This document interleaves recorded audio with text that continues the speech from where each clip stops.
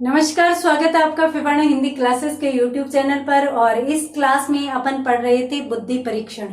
पिछली क्लास में अपनों ने बुद्धि परीक्षण पढ़ने शुरू किए थे जिस क्लास में अपनों ने बीने साइमन परीक्षण को देखा था, जो 1905 में आया था। सबसे पहला परीक्षण वह माना जाता है। तो बढ़ते हैं आज की क्लास की तरफ और देखते हैं आगे कौन कौन से परीक्षण आए थे और उनकी कौन कौन सी विशेषताएं थी। तो बुद्धि और बुद्धि में भी बुद्धि के परीक्षण।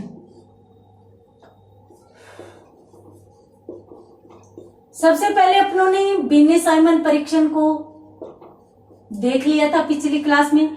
उसके बाद अपन पिछली क्लास में देख रहे थे स्टैनफोर्ड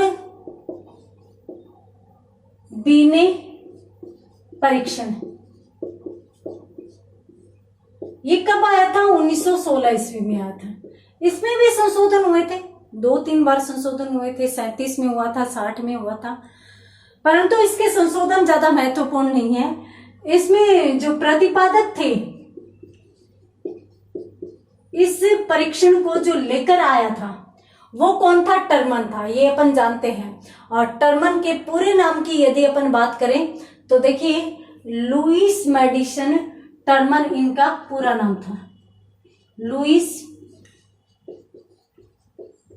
मेडिसन टर्मन इनका पूरा नाम था। ये इस परीक्षण के जन्मदाता थे, इस परीक्षण को लेकर आए थे। ये स्टैनफोर्ड विश्वविद्यालय के प्रोफेसर थे, तो इसलिए इसको स्टैनफोर्ड बीने परीक्षण कहा जाता है। स्टैनफोर्ड विश्वविद्यालय के प्रोफेसर होने के कारण स्टैनफोर्ड नाम आ गया। बीने परीक्षण इसलिए कहा गया क्योंकि बीने के परीक्षण का संशोधित रूप ही इसमें आया था। बीने तो इस प्रकार के परीक्षणों के आधार थे, तो इसलिए बीने का नाम यहाँ पर जोड़ा गया। हालांकि इसका एक और नाम भी मिलता है, टर्मन का बुद्धि परीक्षण भी अपन कहते हैं। तो टर्मन का बुद्धि परीक्षण कह दो, चाहे स्टैनफोर्ड बीने परीक्षण कह दो, एक ही बात है यहाँ पर मानी जाती है। यदि अपन बात करें कि भाई इस परीक्षण में आयु वर्ग क्या चुना गया था या कौन से आयु वर्ग के बालकों के लिए इसमें जो महत्वपूर्ण रूप से प्रश्न बनाए गए थे, इस परीक्षण को तैयार किया गया था, तो ये था 3 से 14 वर्ष। 3 से 14 वर्ष की आयु वर्ग के बालकों के लिए यह परीक्षण तैयार किया गया था। 3 से 14 नहीं, सॉरी, 2 से 14। 2 से 14 वर्ष आयु वर्ग के बालकों के लिए यह परीक्षण तैयार किया गया था। 16 में तैयार किया गया था, ये अपन जानते हैं। और इसमें हालांकि संशोधन हुआ था, और संशोधन के पश्चात इसमें 22 वर्ष तक के बालकों को शामिल कर लिया गया था। कहां से? 2 से ही। तो संशोधन के पश्चात 2 से 22 वर्ष तक के बालकों को इस परीक्षण में शामिल किया गया। इसमें प्रश्नों की संख्या एक बार घटाई भी गई थी, एक बार बढ़ाई भी गई थी। तो इसलिए अपन मान सकते हैं कि ये जो परीक्षण था वो हालांकि नजदीक था बीने परीक्षण के, परंतु बीने का परीक्षण नहीं था, कुछ संशोधन था। तो जल्दी से स्क्रीनशॉट लीजिए, उसके बाद अपन बात करते हैं अगले परीक्षण की। देखिए, अगला परीक्षण कौन सा हो सकता है? वैसे ये परीक्षण इतने ज्यादा महत्वपूर्ण है कि कोई भी एग्जाम दो, सबसे पहले तो बुद्धि टॉपिक हर एक एग्जाम में सिलेबस में रहता ही रहता है। और उसके बाद अपन बात करें यदि बुद्धि परीक्षणों की, तो बुद्धि परीक्षण अत्यंत महत्वपूर्ण माने जाते हैं। अब यदि अपन बात करें अगले परीक्षण की, तो देखिए भूल भुलैया, ये भी आपने देखा होगा, भूल भुलैया परीक्षण या भूल भुलैया बुद्धि परीक्षण। भूल भुलैया जो बुद्धि परीक्षण है वो किसका था? तो अपन बात करें देखिए इस परीक्षण के प्रतिपादक थे S D Porteous. S D Porteous नामक जो विद्वान थे वो इस परीक्षण के जन्मदाता थे। वो इस परीक्षण को लेकर कब आए थे? 1924 ईस्वी में लेकर आए थे। पोर्टियस ने 1924 में भूल भुलैया बुद्धि परीक्षण का निर्माण किया था। कितने वर्ष या कितने वर्ष के आयु वर्ग के लिए था? ये था भाई 3 से 14 के आयु वर्ग इसका था 3 से 14 वर्ष, यानी 3 से 14 वर्ष की आयु वर्ग के बालकों का यह परीक्षण था। यहां पर यदि अपन बात करें तो देखिए इसमें ये जो परीक्षण था इसमें एक भूल भुलैया तैयार की जाती है। आपने देखा होगा न्यूज़पेपर होता है तो न्यूज़पेपर में इस प्रकार के गेम आते हैं, इस प्रकार की भूल भुलैया होती है। यानी कोई बिल्ली बना दी जाती है, कोई डॉगी बना दिया जाता है, कोई बच्चा बना दिया जाता है, तो उसको रास्ते के बाहर खड़ा कर दिया जाता है। अंदर एक भूल भुलैया यानी अनेक रास्ते होते हैं। अब उस बालक को वहां से घुसकर और बाहर दरवाजे से निकलना है। अब वो क्या करेगा? अंदर घुसेगा, इस प्रकार से नए नए मोड़ लेते हुए और वो बाहर निकलने का प्रयास करेगा। वही उसी प्रकार का परीक्षण इनके द्वारा तैयार किया गया था। एक भूल भुलैया थी जिससे पार करते हुए और अंतिम लक्ष्य तक पहुंचना था। अब उस भूल भुलैया में यदि अपन बात करें तो देखिए कुछ बच्चे ऐसे होते हैं जो एक बार में ही रास्ता पार कर जाते हैं, कुछ बच्चे ऐसे होते हैं जो 2 बार में, 3 बार में। तो इस प्रकार से यहाँ पर बुद्धि का मापन किया जाता था। जो जितना जल्दी सही रास्तों को चुनाव करते हुए लक्ष्य तक पहुंच जाता था उसको उतना ही प्रतिभाशाली बालक माना गया था। हाँ, इस परीक्षण में है वो ऐसे नहीं कि किसी भी आयु वर्ग के लिए अलग से परीक्षण तैयार किया गया, परंतु ये जो परीक्षण है ना, अब देखिए 3 वर्ष से 14 वर्ष तक के लिए एक ही भूल भुलैया तैयार कर दी। तो 3 से 14 वर्ष तक के बालकों का मस्तिष्क एक जैसा तो नहीं होता, परिपक्वता स्तर भी अलग अलग होता है। अब 3 वर्ष के बालक और 14 वर्ष के बालक में तो बहुत बड़ा अंतर होता है। 14 वर्ष का बालक बहुत कुछ समझने लग जाता है, जबकि 3 वर्ष का बालक कुछ नहीं समझता। तो फिर इन्होंने एक रास्ता और निकाला था, और वो रास्ता क्या था? इन्होंने क्या किया कि जो 3 से 11 वर्ष तक के बालक थे, बालकों को 2 अवसर प्रदान किए। यानी जो 3 से 11 वर्ष तक के बालक थे उन्हें 2 अवसर प्रदान किए। और ये जो इसमें कहा जाता है कि भाई 12 से जो 14 वर्ष, 3 से 11 वर्ष तक के 2 हो गए, और जो 12 से 14 वर्ष तक के बालक थे उनके लिए इस प्रकार की भूल भुलैया के 4 अवसर थे। 4 अवसर का मतलब कि 4 बार प्रतियोगिता करवाई गई। तो ऐसे नहीं कि एक बार परीक्षण करवाया गया उसमें वो निकल गया, तो उसमें तो कभी कभार अपन तुक्का भी डाल देते हैं। तो 4 प्रकार की प्रतियोगिताओं से उसे निकलना था। यदि वह चारों प्रतियोगिताओं में, जैसे होता है ना कंपटीशन होता है एक, उसमें सेमीफाइनल, फाइनल, इस प्रकार से अपन अलग अलग करते हैं। तो उस प्रकार से इस परीक्षण में 12 से 14 यानी इन 2 वर्ष के बालकों के लिए अलग से अवसर तैयार किए गए। तो जल्दी से स्क्रीनशॉट लीजिए। उसके बाद अपन बात करते हैं अगले परीक्षण की।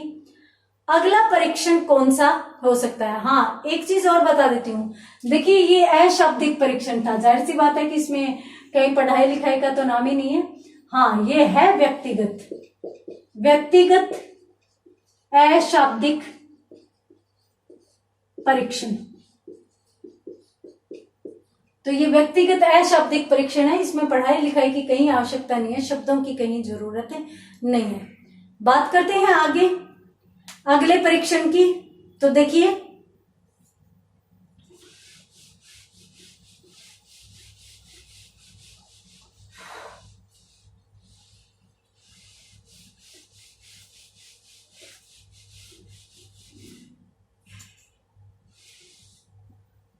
अगला जो परीक्षण है वो है कोह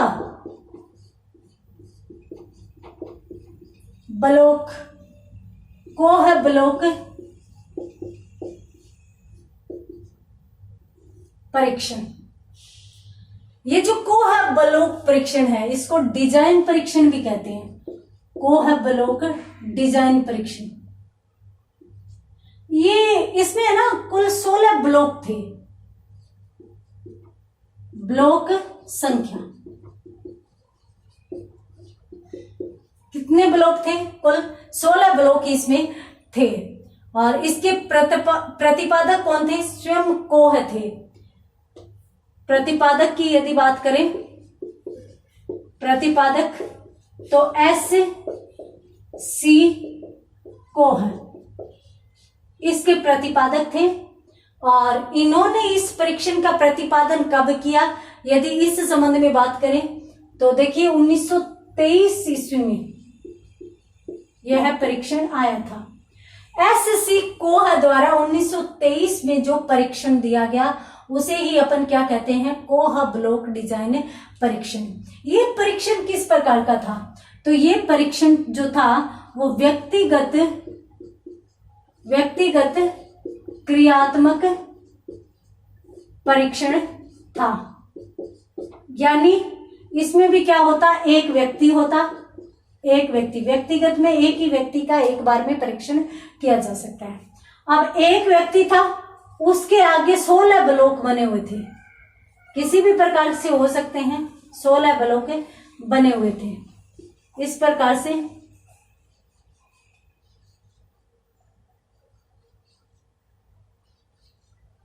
ब्लॉक बने हुए थे।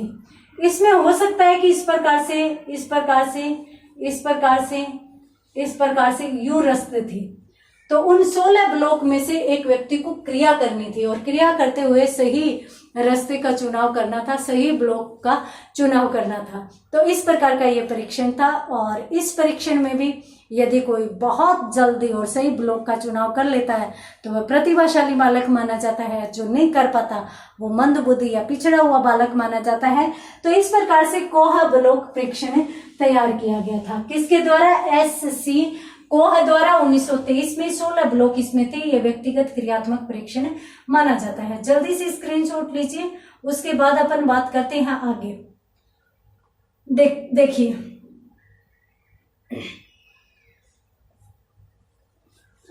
अगले परीक्षण की यदि अपन बात करें तो पास एलोग परीक्षण आता है।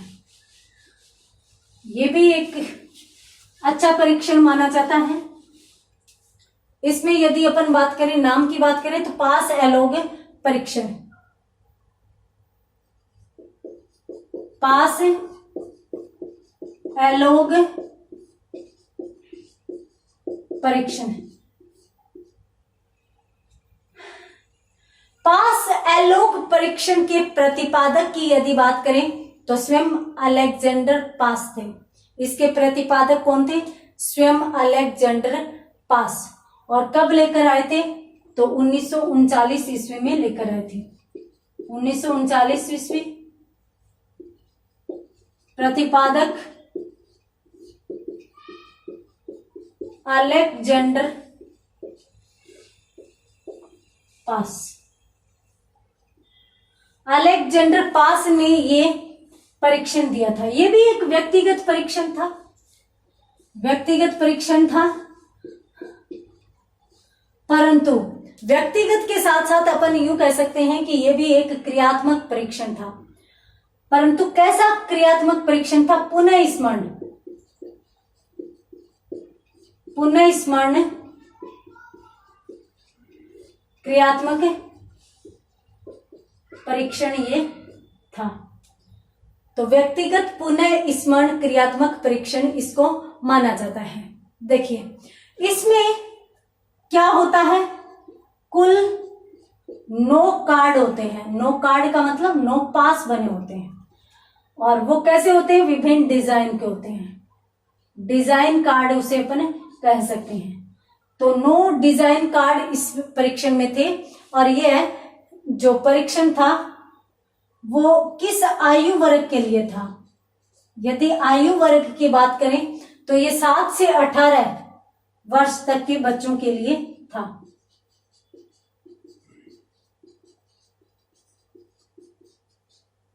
तो 7 से 18 वर्ष तक के बालकों के लिए यह परीक्षण तैयार किया गया था। इसे अपन व्यक्तिगत क्रियात्मक परीक्षण भी कहते हैं, पुनः स्मरण परीक्षण भी कह सकते हैं। अब इसमें क्या था, जो भी कार्ड थे उनको अलग अलग चीजों के लिए निर्धारित किया गया था। अब आपने देखा होगा कि आप छोटे थे उस समय स्कूल में भी पास बने हुए होंगे, है ना।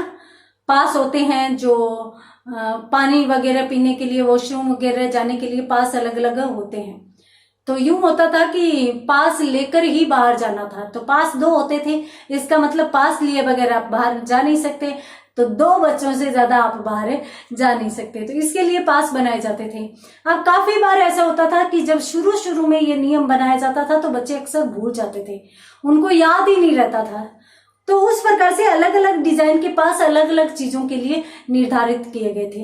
अब ये 9 जो कार्ड थे, 9 पास थे जो अलग अलग चीजों के लिए थे, उनको जल्दी कौन याद कर लेता है कि कौन सा पास किसके लिए है, और उनको जल्दी सही तरीके से प्रयोग में कौन लाता है। अगर जल्दी लाता है, एक बार में कोई बच्चे सीख जाते हैं तो वह प्रतिभाशाली बालक, और जिनको समय लगता है वो फिर मंदबुद्धि बालक हो जाते हैं। तो इस प्रकार का यह परीक्षण माना गया था। 1939 में तैयार अलेक्जेंडर पास द्वारा परीक्षण पास एलोक परीक्षण। जल्दी से स्क्रीनशॉट लीजिए, उसके बाद अपन बात करते हैं अगले परीक्षण की। तो अगला परीक्षण कौन सा माना जाएगा अपन देखते हैं। देखिए,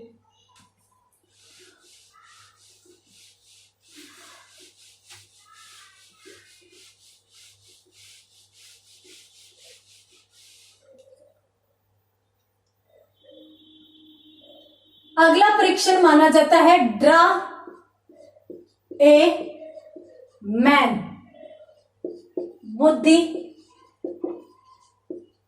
परीक्षण। ड्रा ए मैन बुद्धि परीक्षण। प्रतिपादक श्रीमती गुड एनफ। आपसे कोई पूछ ले कि श्रीमती गुड एनफ कौन सा परीक्षण लेकर आई, तो वो ड्रा ए मैन लेकर आई। किस वर्ग के लिए था, यदि समय की बात करें तो 1926 ईस्वी में लेकर आई। आयु वर्ग की बात करें, आयु वर्ग की, तो देखिए यह जो परीक्षण था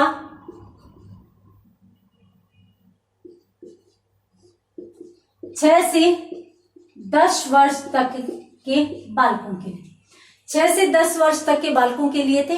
इस परीक्षण में क्या हुआ कि वह जो गुड एनफ थी वो मानसिक रोगियों का इलाज करती थी, एक डॉक्टर थी।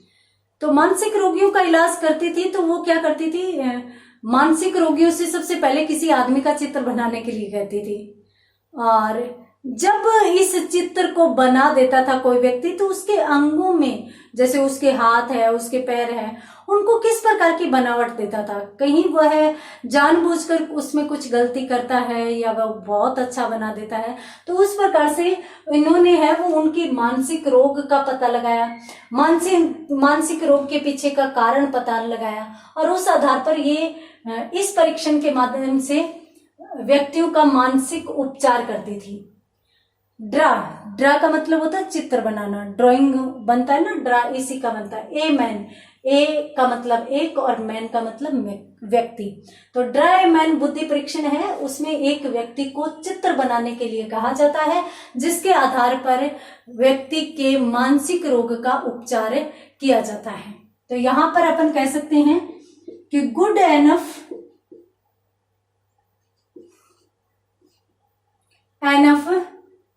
क्या करती थी, गुड एनफ इस परीक्षण में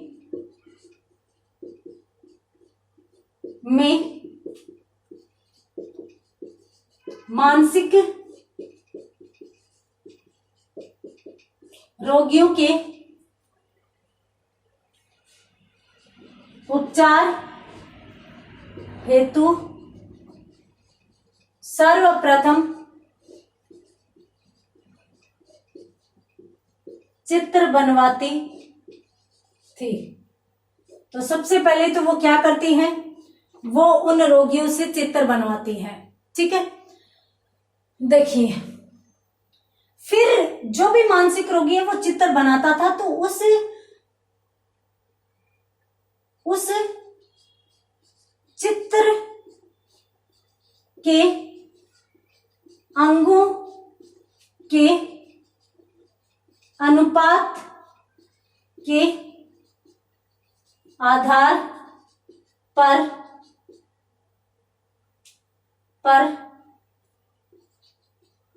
बुद्धि परीक्षण किया जाता था। ये लीजिए,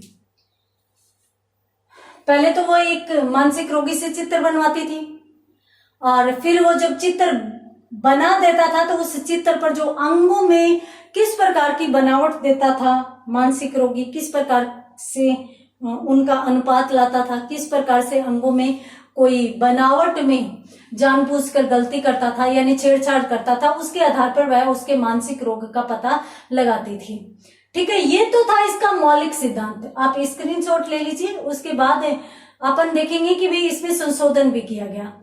तो ये सिद्धांत कब का था, 1926 का था, और 63 के लगभग है वो इसमें संशोधन हो गए थे। तो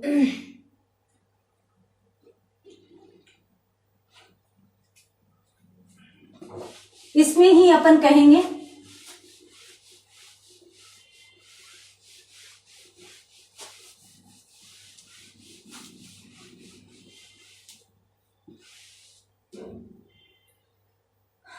तो देखिए यहां पर अपन क्या कह सकते हैं कि भाई बाद में सन 1963 ईस्वी में हैरिस नाम के एक मनोवैज्ञानिक थे। तो 1963 ईस्वी में हैरिस ने इस परीक्षण में संशोधन किया। तो अपन कह सकते हैं कि आया तो 1926 में और संशोधन कब हुआ, 1963 में। किसने किया, तो हैरिस ने किया। हैरिस ने क्या किया, देखिए इसका संशोधन करते हुए और इसका नाम क्या कर दिया, हैरिस ड्रा ए मैन परीक्षण, बुद्धि परीक्षण, ये परीक्षण नाम से संशोधन प्रस्तुत किया। तो इन्होंने किस नाम से किया, हैरिस ड्राइमैन बुद्धि परीक्षण के नाम से इन्होंने इस परीक्षण को प्रस्तुत किया। तो इसमें और खास बात क्या थी, बस इसमें और कुछ नहीं था भाई। यहाँ पर जो गुड एनफ है वो तो सिर्फ एक ही आदमी का एक ही बार चित्र बनवाती थी, जबकि हैरिस महोदय क्या करते थे, एक व्यक्ति के एक से अधिक चित्र बनवाए गए। तो एक व्यक्ति के एक से अधिक चित्र बनवाए गए हैरिस महोदय द्वारा और उस आधार पर परीक्षण किया गया। तो जल्दी से स्क्रीनशॉट लीजिए। उसके बाद अपन बात करते हैं अगले परीक्षण की। तो अगले परीक्षण में अपन देखेंगे कौन सा परीक्षण,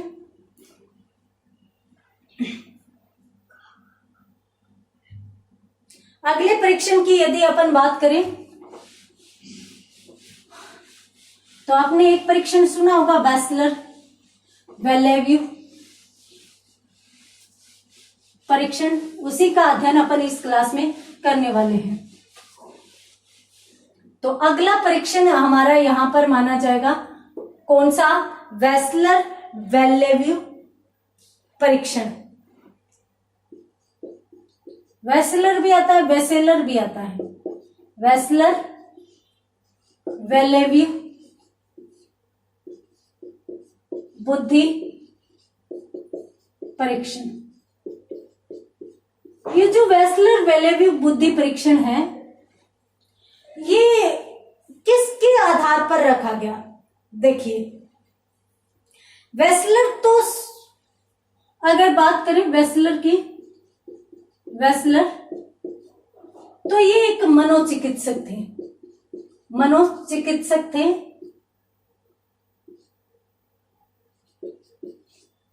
ये एक मनोचिकित्सक थे वेस्लर स्वयं, और इसके साथ साथ वेस्लर ने ही इस सिद्धांत का प्रतिपादन किया था।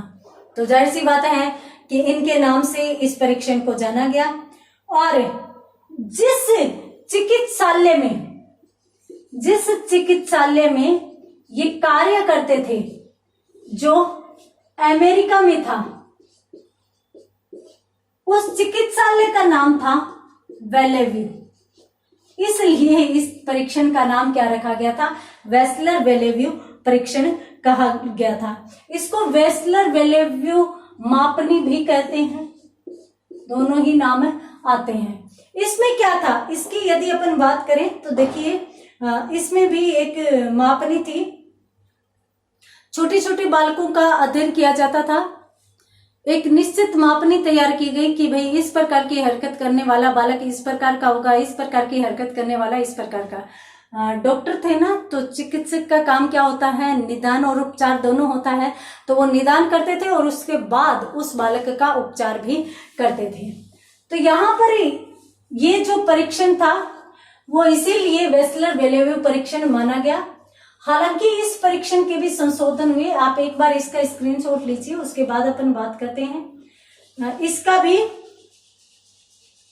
2 बार संशोधन हुआ। जब प्रथम बार संशोधन हुआ तो यह प्रथम बार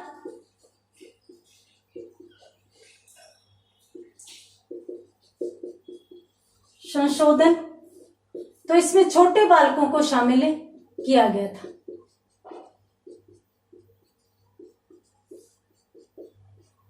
छोटे बालकों के लिए छोटे बालकों को इसमें शामिल किया गया था। और उसके बाद इस परीक्षण का जो नाम किया गया था वो वेस्लर अडल्ट इंटेलिजेंस परीक्षण या वेस्लर अडल्ट बुद्धि परीक्षण इसका नाम रखा गया था। तो इस चीज को भी नोट कीजिए। और उसके बाद अपन बढ़ते हैं अगले परीक्षण की तरफ। तो अगला परीक्षण बहुत ही महत्वपूर्ण है। ये जो परीक्षण अपनों ने देखे वो लगभग सारे के सारे व्यक्तिगत परीक्षण थे। अब अपन देखने जा रहे हैं कौन सा परीक्षण? सामूहिक परीक्षण। और ये परीक्षण भी मैं आपको बता चुकी हूँ। कौन से? बहुत ही महत्वपूर्ण परीक्षण है आर्मी अल्फा और आर्मी बीटा परीक्षण। चलिए अब अपन इन्हीं परीक्षणों को देख लेते हैं। आर्मी अल्फा परीक्षण।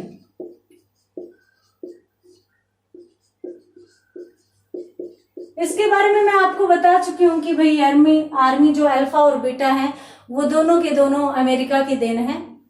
और यदि अपन आर्मी अल्फा के प्रतिपादक की बात करें तो इसके प्रतिपादक थे आर्थर एस ऑटिस नामक एक मनोवैज्ञानिक थे, जो इसके प्रतिपादक कहे जाते हैं। ये किस प्रकार का परीक्षण था? तो ये सामूहिक शाब्दिक बुद्धि परीक्षण कहलाता है। सामूहिक शाब्दिक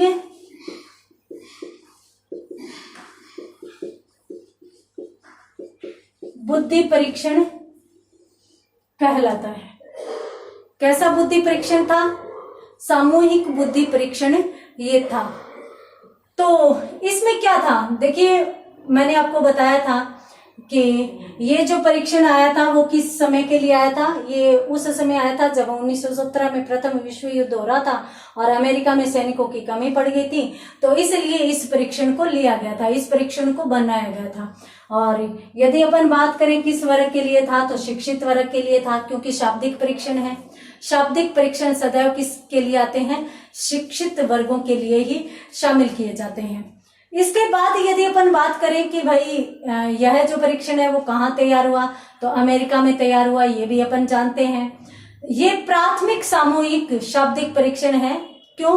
क्योंकि इसमें सबसे पहले 2 नवीन शब्दों का प्रयोग किया गया था। कौन कौन से?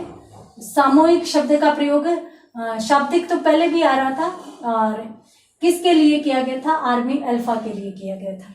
ठीक है, तो प्रथम विश्व युद्ध में सैनिकों की भर्ती के लिए अमेरिका में, और सामूहिक शाब्दिक परीक्षण इसे कहा गया। तो ये थी, और इसके बारे में अपन देख भी चुके हैं, तो फिर मैंने ज्यादा नहीं बताया है। आप जल्दी से स्क्रीनशॉट लीजिए, उसके बाद अपन बढ़ते हैं आगे। हाँ, मैंने आपको कहा ना कि 2 शब्दों का, तो प्राथमिक सामूहिक, तो प्राथमिक और सामूहिक जो 2 शब्द हैं वो न्यू थे, जो इस परीक्षण में प्रयोग में लाए गए थे। बात करते हैं अपन अगले आर्मी बीटा परीक्षण की।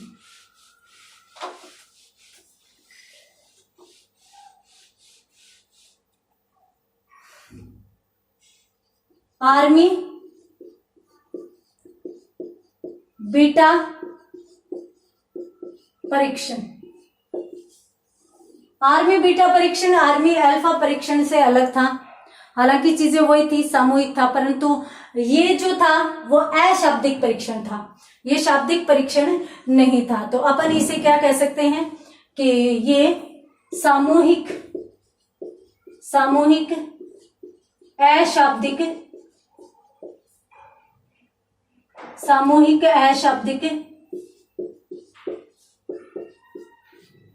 परीक्षण ये माना जाता है। प्रतिपादक की बात करें तो वही थे, आर्थर एस ओटिस प्रतिपादक, आर्थर एस ओटिस इसके प्रतिपादक थे। ये ही इस प्रतिपादन को लेकर आए थे। और उसके बाद यदि अपन बात करें तो देखिए, जहां पर 1917 ईस्वी में अमेरिका में सैनिकों की कमी पड़ जाने पर शिक्षित सैनिकों को भर्ती करने के लिए आर्मी अल्फा परीक्षण को लाया गया, तो वहीं पर अशिक्षित लोगों को सेना में भर्ती करने के लिए आर्मी बीटा परीक्षण लाया गया। तो ये दोनों में अंतर था। तो मैं यहां पर ये चीज लिख देती हूं, तो आपके पीछे की भी क्लियर हो जाएगी। सन 1917 ईस्वी में अमेरिका में अशिक्षित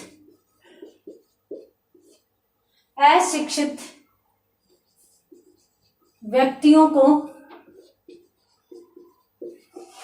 सेना में भर्ती करने के लिए इस परीक्षण का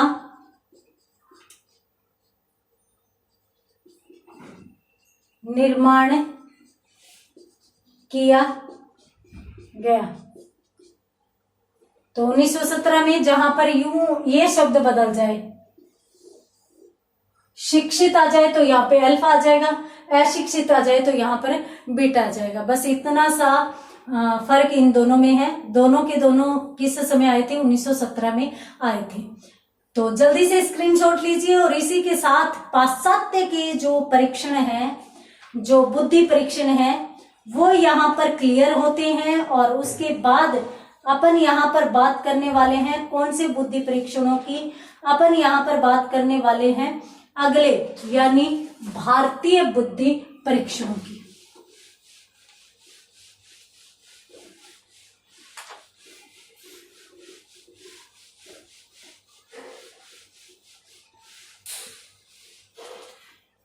भारतीय बुद्धि परीक्षण।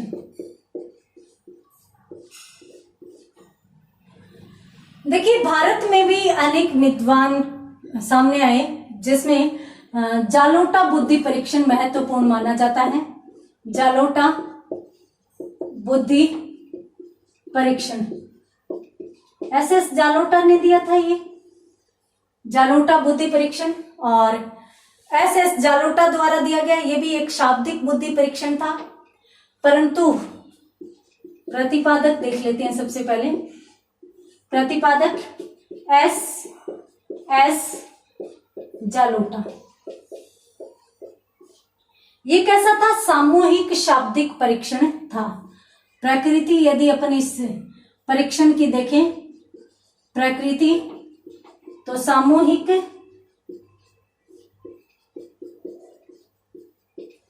शाब्दिक परीक्षण ये माना जाता है। सामूहिक था परंतु शाब्दिक था, मतलब शिक्षित वर्ग के लिए यह परीक्षण था, तो इसलिए इसको सामूहिक शाब्दिक परीक्षण माना जाता है। इसमें कौन से वर्ग के आयु वर्ग के बालकों को शामिल किया गया? तो आयु वर्ग की यदि अपन बात करें तो आयु वर्ग में 12 से 16 वर्ष के बच्चों को शामिल किया गया, और इनका जब परीक्षण किया गया तो 7 क्षेत्रों, या अपन यूं कह सकते हैं कि विषयों से संबंधित प्रश्न किए गए। 7 विषयों से संबंधित प्रश्न किए गए। प्रश्नों की संख्या 100 थी, मिनट 20 थी, यानी 20 मिनट में 100 प्रश्नों को हल करना था। तो यहां पर कुल, मैं ऊपर लिख देती हूं ताकि यहां पर आपको समझ जाए, कुल प्रश्न इस परीक्षण में कितने थे? प्रश्न थे 100। समय कितना दिया गया परीक्षणों के लिए? मात्र 20 मिनट। 20 मिनट में आप इस पेपर को हल करोगे, यानी इस प्रश्न में पूछे गए सभी सवालों का जवाब दोगे। ये था SS जालोटा का परीक्षण। और यहाँ पर मैं आपको बता देती हूँ कि जैसे आप अब रीट की एग्जाम देने जा रहे हो, जैसे आप SI की एग्जाम देने जा रहे हो, SI के सभी बच्चों को all the best for exam. और जब आप सभी एग्जाम देने जा रहे हो तो अपन मान सकते हैं कि जब पेपर होगा तो बहुत सारे लोग पेपर देंगे, है ना, बहुत सारे लोग पेपर देंगे और उनको प्रश्न पत्र दिया जाएगा। प्रश्न पत्र में प्रश्नों की संख्या निश्चित है, सभी के लिए एक जितने प्रश्न होंगे सभी के लिए निश्चित समय है। उसी प्रकार से इस प्रकार से परीक्षा का आयोजन किया गया जिसमें अनेक लोग थे, सामूहिक था तो अनेक लोग पेपर दे रहे थे। उसमें जो पेपर था वो 12 से 16 वर्ष के बच्चों के लिए था। 7 विषयों से संबंधित प्रश्न पूछे गए, जिस प्रकार से अब SI की एग्जाम में भी अनेक विषयों को रखा गया, रीट की एग्जाम में अनेक विषयों को रखा गया। तो इसमें 100 प्रश्न थे और टाइम लिमिट्स थी 20 मिनट। 20 मिनट में सभी को हल करना था। तो ये था भारतीय परीक्षण। और उसके बाद बाकायदा इनका मूल्यांकन किया गया इन प्रश्नों का, और उसके बाद उनकी बुद्धि लब्धि के आधार पर या उनके प्रश्नों के उत्तर के आधार पर उनका बुद्धि मापन या बुद्धि परीक्षण किया गया। तो जल्दी से स्क्रीनशॉट लीजिए, उसके बाद अपन बात करते हैं आगे। देखिए,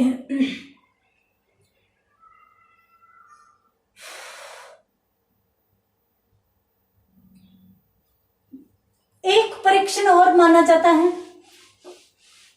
जो चंद्र मोहन भाटिया लेकर आए थे।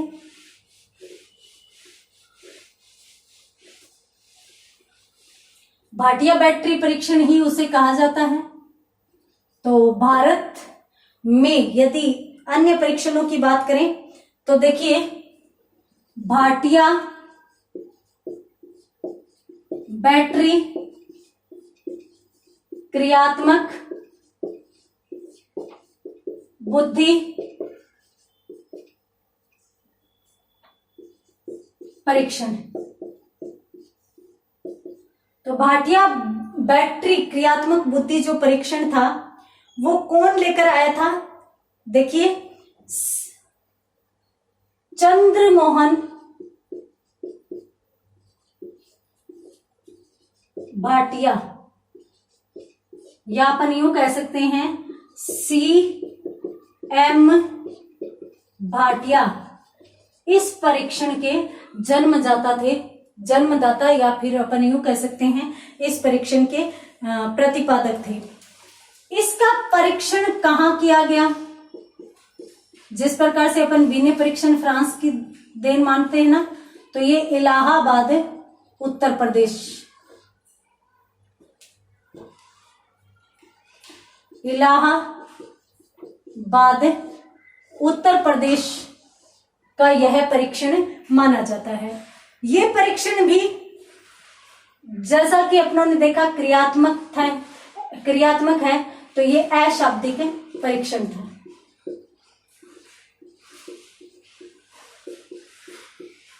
ये अशाब्दिक परीक्षण था।